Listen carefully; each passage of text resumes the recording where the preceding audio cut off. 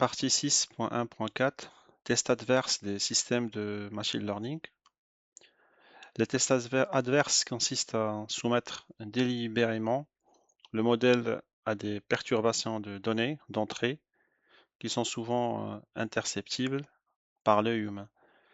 Ces entrées sont conçues pour amener le modèle à produire des prédictions erronées et en cas de succès, sont appelés exemples adverses. Ainsi, les données utilisées pour les tests adverses et donc les exemples adverses potentiels consistent en des versions légèrement modifiées d'entrées légitimes qui conduisent le modèle à les classer de manière erronée.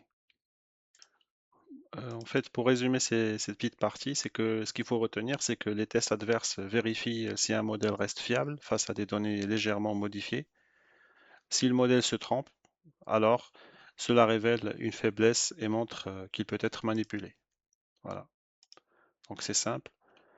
L'identification des vulnérabilités par le biais des tests adverses permet aux développeurs d'intégrer des mesures de protection et de rendre le modèle plus robuste face aux exemples adverses.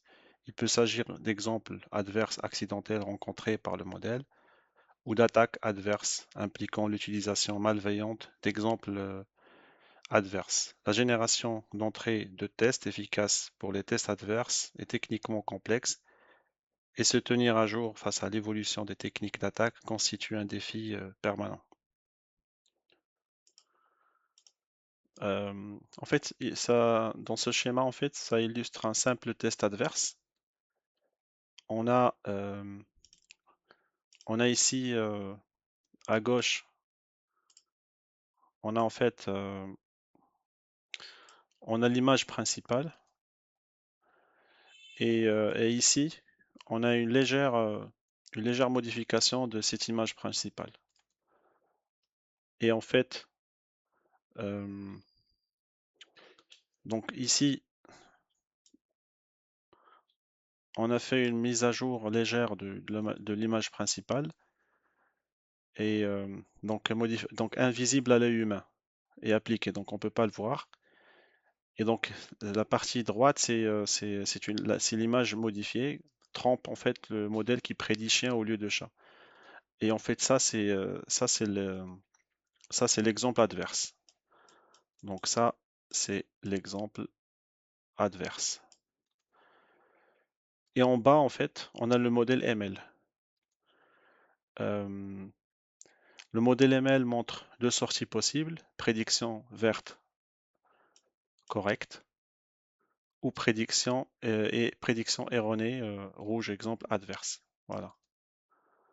En fait, ce visuel, il vous aide en fait à comprendre que les tests adverses servent à détecter les failles et à renforcer la robustesse du modèle face aux perturbations ou d'attaques.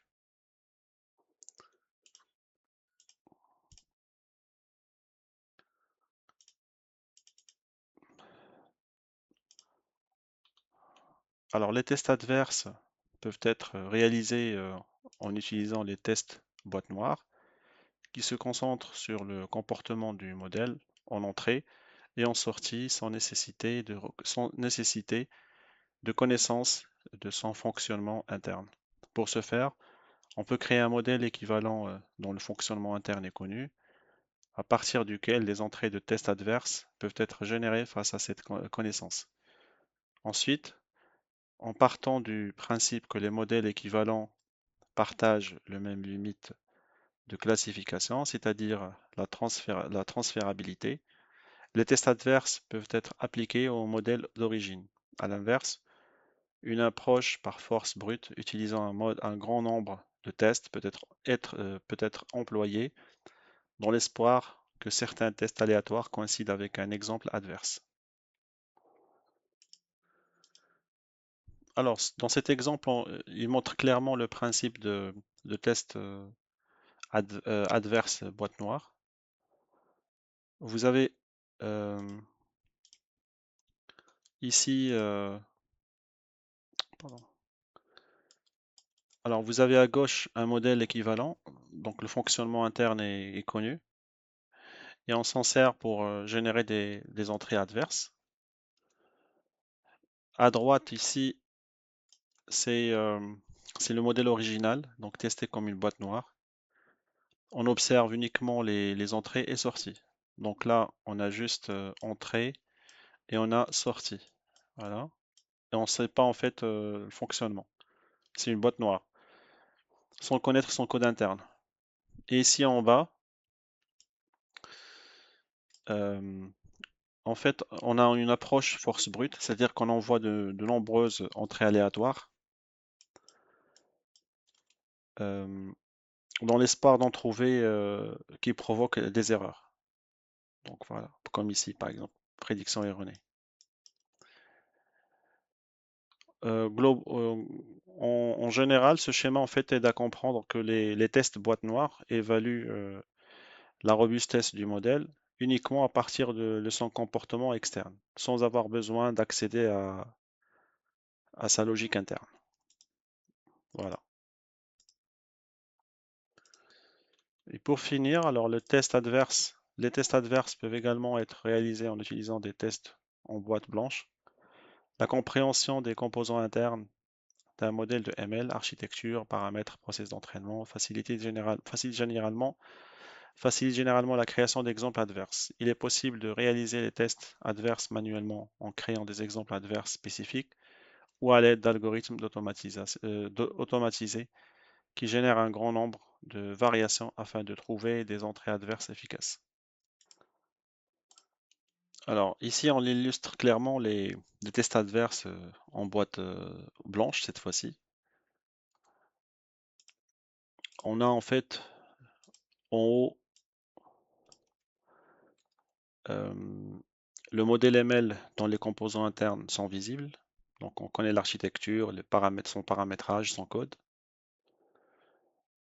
On a en fait la création, ici on a la création manuelle d'exemples d'adverses. Par exemple, il peut s'agir d'un testeur qui conçoit des perturbations spécifiques. Et dans cette partie-là, on a en fait des algorithmes de la création automatique. Il y a des algorithmes qui génèrent de nombreuses variations pour trouver celles qui trompent le modèle. Et enfin, en bas, les deux approches convergent vers la production d'exemples adverses, utilisés pour renforcer la robustesse du modèle. Ce qu'il faut retenir, c'est qu'en fait, ce schéma, il vous aide à comprendre que les tests boîte blanche exploitent la connaissance interne du modèle pour créer des attaques plus précises et efficaces.